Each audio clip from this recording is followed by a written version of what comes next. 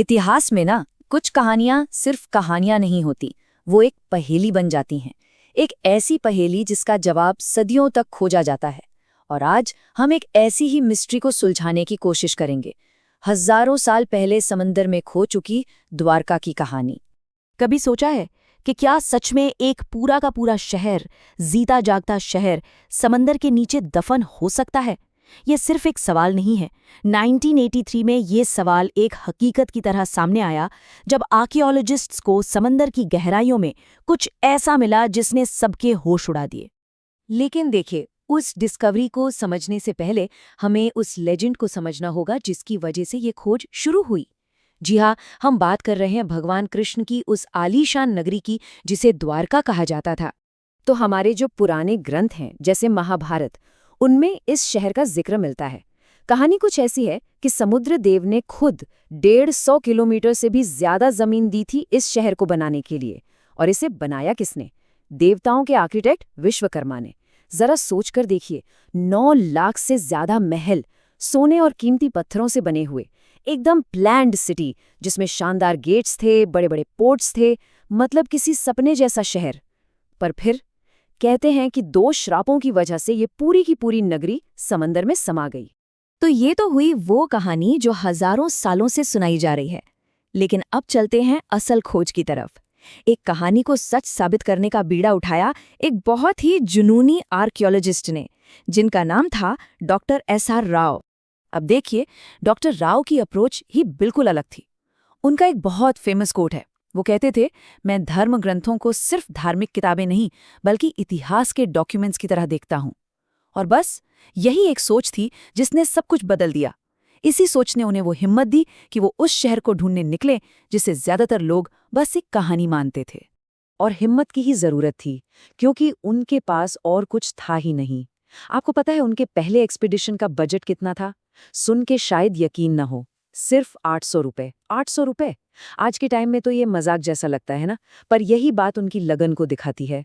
और ये कोई 1-2 दिन की खोज नहीं थी, ये दशकों लंबा सफर था। देखिए, इसकी शुरुआत हुई 1963 में, जब बेट द्वारका के पास कुछ पुराने मिट्टी के बर्तन मिले।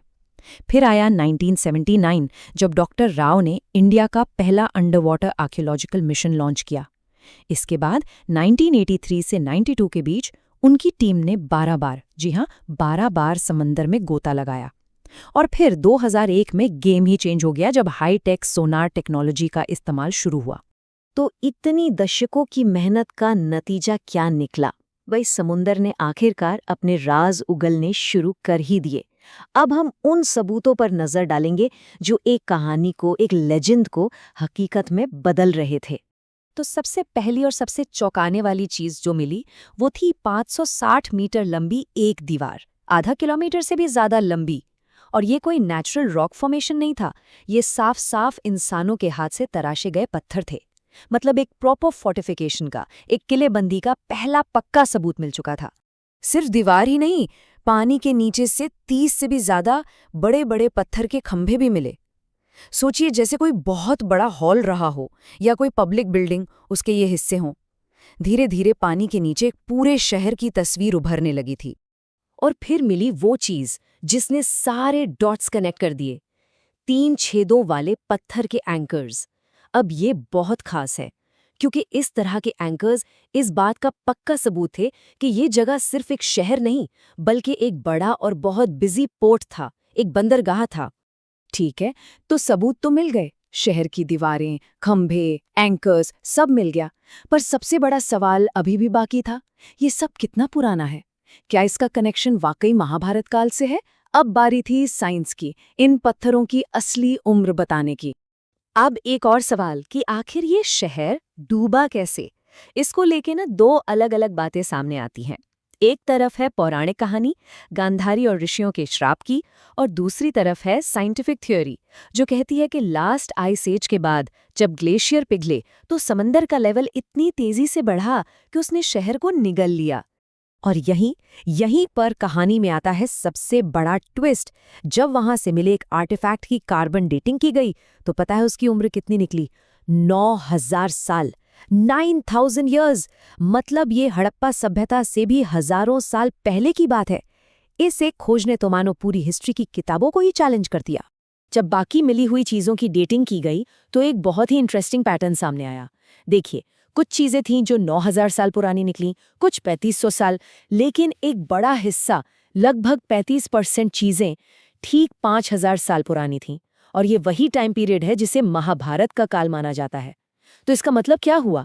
इसका मतलब ये कि इस जगह पर एक नहीं बल्कि एक के बाद एक कई बस्तियां बसीं और फिर उजड़ गईं। तो अब ये जो डूबने की साइंटिफिक थ्योरी है वो और भी ज़्यादा मजबूत हो जाती है। मतलब ये कोई लोकल घटना नहीं थी, कोई श्राप नहीं था, बल्कि ये एक ग्लोबल इवेंट था जिसका असर द्वारका पर भी पड़ा।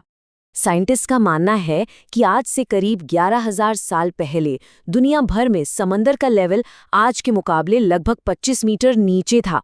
फिर जब ग्लेशियर पिघलने लगे तो समुद्र का लेवल बहुत बहुत तेजी से ऊपर आया। और ये सिर्फ इंडिया की कहानी नहीं है। ऐसी ही बाढ़ के सबूत हमें कैरिबियन से लेकर इंडोनेशिया तक पूरी दुनिया में मिलते हैं। और तो और सोनार मैपिंग से ये भी पता चलता है कि ये शहर एकदम से नहीं डूबा, बल्कि धीरे धीरे पानी में समाता चला गया। तो आखिर में द्वारिका की ये कहानी हमें क्या बताती है? यही कि कुछ कहानियां कभी खत्म नहीं होती, वो बस सही समय का इंतजार करती हैं कि कोई उन्हें फिर से जगाए, फिर से खोज निकालें। ये इस बात का सबसे बड़ा सबूत है कि कैसे साइंस हजारों साल पुराने मिथकों और लेजेंड्स के अंदर छुपे सच को बाहर निकाल सकता है और इतिहास को एक नया मोड़ दे सकता है।